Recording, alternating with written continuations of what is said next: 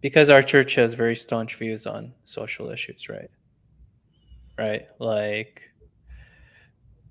you know, we're anti-abortion, uh, pro same-sex marriage, things Anti, like. anti. I'm You can't. sorry. You heard it here first, guys. The Coptic Church is pro same. Thank you. It pro heterosexual Bravo, Habibi. marriages. Thank you. I like Bravo. saying pro instead of anti. Yeah. Um, Standard. so so how do you wrestle with that? Like, I um, think, I think it comes back to um, what we talked about at the beginning. I don't identify who I am in my faith based on those hot topics. I know mm, they're definitely a big debate topic right now, and I do have friends who are Orthodox who struggle because of them, who left the church. But I'm starting. You got to start with love again, and let God do the rest. And it's a tough one for sure, and it's I think it's one that's confronting the church, and it's confronting people who view the church.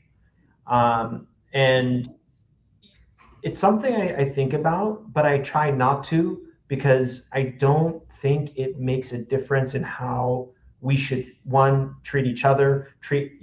Our goal should be to bring as many people to church as possible, right? So it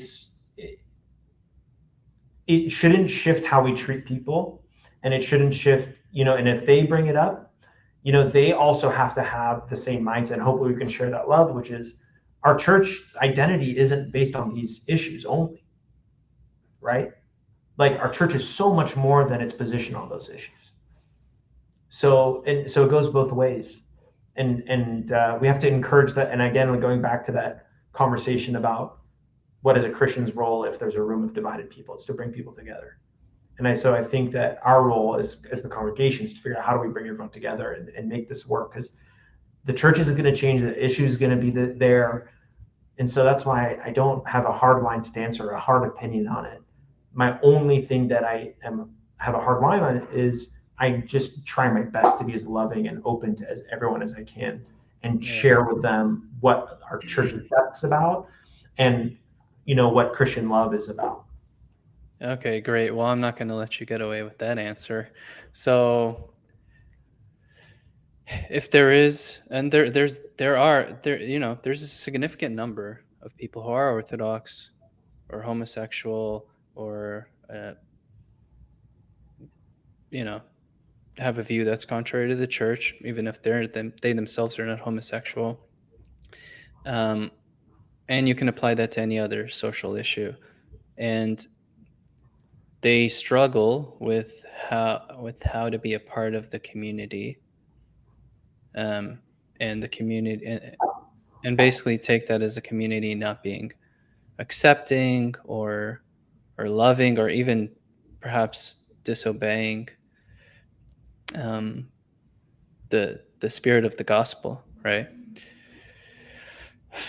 So I want to just approach this from a pastoral point of view, just from like how do we as a congregation, how do we as a church, kind of minister to those people. I know you said love, love, love, yada yada, but like, what does that really mean? I mean, I have a couple ideas, but um,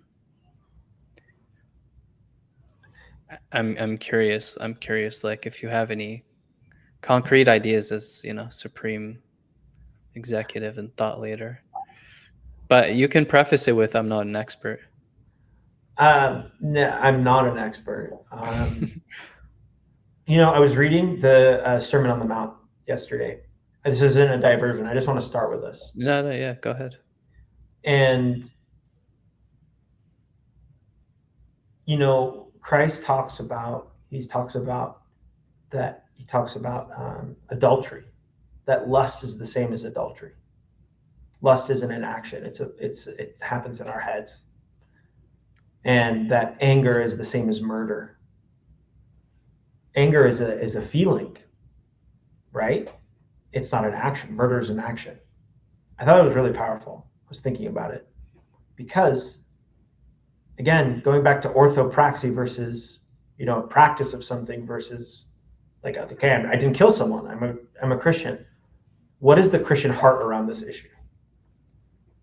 How do we act upon the right Christian values in this situation where someone is right, um, in the eyes of God, a child of the Lord, loved by Him? Do they not have the right to sit in the church or be part of the community? Absolutely not. Of course they do. We're all sinners. Remember, like, there's so many different types of sin. Mm-hmm. And of course, we, to be blunt about it, our church has an official stance on this. It's in the New Testament and in the Old Testament. There's a lot of things in the New Testament and the Old Testament that would condemn a lot of us here in the church today. So I think the best thing we can do is, one, I think a person like that needs to find the right congregation that's going to be open to them, and be aware that there are a lot of people who are open to welcoming them into the community. If there is someone who's listening that doesn't feel welcome, find the right community. There is someone who's going to welcome you in and share, bring you in and embrace you and be ready for you and be happy to have you. And then I challenge those who are not welcoming to just reassess that. Hey, is this I'm not an expert, but is that the Christian approach to this situation? Yeah. That's my No, you made a really great point about sin being sin at the end of the day.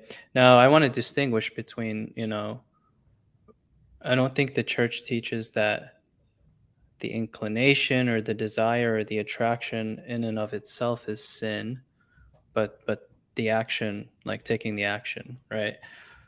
So, but why do you think we, again, I'm generalizing, but it's just my own observations, kind of elevate that as like a higher sin? Like we have like a bunch of sins that we elevate more than other sins, like homosexuality, murder, smoking shisha. It's like there's these sins that if you're caught doing them, like, you're shunned for life, right? Um, and we don't have the approach of like, no, if you like, you know, curse at your brother, that's also a really, really bad sin, you know? Or if you sleep around with a lot of women, that's also a really bad sin too. Why do you think we put a lot more weight on certain sins, and homosexuality being one of them? I think because the church is under direct attack about it. So they feel like, you mentioned this earlier, they feel like they have to double down, or Mm, the congregation feels under attack. Actually, I had someone tell me our values are under attack. right. That's a great point. I think that's why there's this notion of, we need to double down on this. We need to protect our Right. institution. And I do think that Copts are especially protective given the history of persecution. They're great at protecting the church because they've had to. And the survivors that are still here are especially good at protecting the Right. congregation against attacks, or at least perceived attacks. But again, I I'm one who has always prioritized, in my level of priority, and everyone's different. My level of and my number one priority is seeing the spirit in someone. Number two is making them feel loved. Always, like, no matter what. And even if they're a criminal, even it doesn't matter. We don't know. Look at Christ's response when he was on the cross. Father, forgive them, for they don't know what they do. He was even praying for the people who were literally torturing him and murdering him. Like, I think that the most painful part of being a Christian is putting down what may make us uncomfortable, what we may Mhm. perceive to be wrong, and being absolutely loving and endearing to everyone who's around us, even though it may Yeah. hurt to us personally. Yeah. It Wonderful doesn't point. hurt me Yeah. personally at all, but I'm just sharing that, like, I think that's the correct response.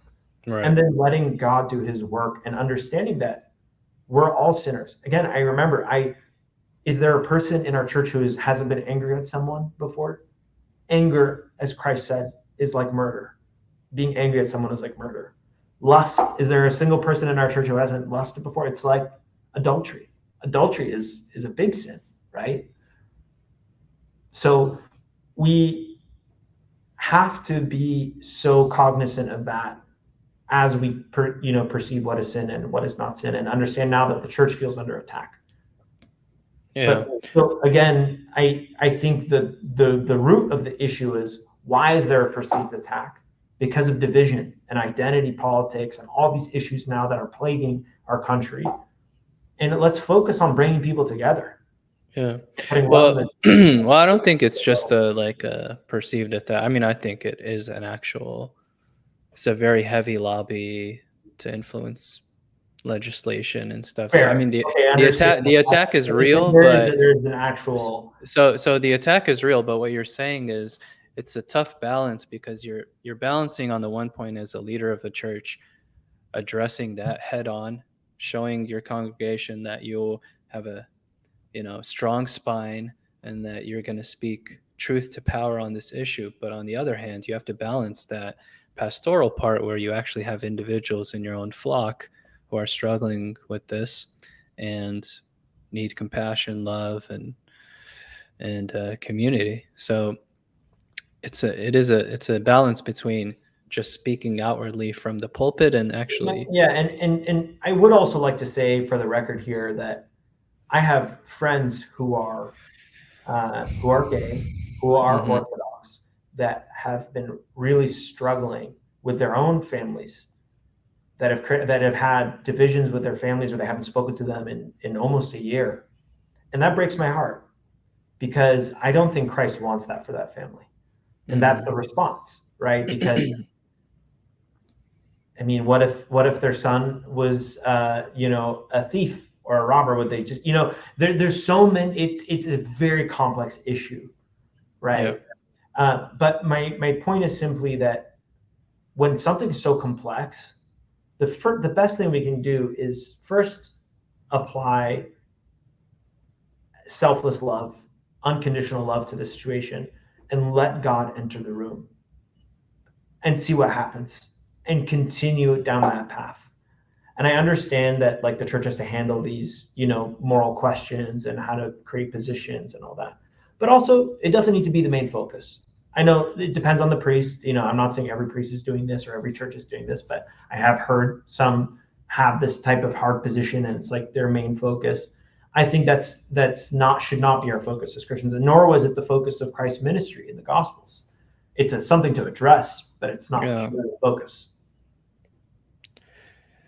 I'm gonna make a public call here for anyone who is, Orthodox and homosexual. If they want to talk about this publicly on this podcast, I'll invite you to come on, and we'll have a conversation about it. Because I haven't been in those shoes. You haven't been in those shoes. We're just two guys talking. We don't really know what it's like. We don't know. Yes, but We don't really know anything. We're just talking we're here. just talking, but I have friends who have struggled with this. And so Yeah. it's Yeah. something that we discussed before we jumped on, that, like, I told you about this. I said, hey, this is, you Yeah. know, this is something that needs to be talked about. And I think at the beginning, we talked about this, that conversations are ongoing. It's not a binary response. There's no, Hmm. like, right and wrong right out the bat. There's ongoing conversations and openness between both parties. And the church has a stance. People are who they are, and we just have to Yeah. figure this out. Because at the end of the day, both the stance and the people are going to exist. And I agree that Yeah. we're not experts, but I'm glad that we at least started talking about this at Yeah. some degree. Well, I want to keep the conversation going to encourage anybody who wants to talk about it to keep talking about it and to even comment or hit up Phil or me, DM us or whatever. But One thing I heard that I thought could be very hurtful for someone who's homosexual, I read this in like a transcript of a sermon or something. I don't know what it was, but putting all the theological stuff aside, the person said that two homosexual people can't ever really love each other. It would only be lust. And I don't know. I found that kind of difficult to swallow. Um, Are you looking for a reaction? I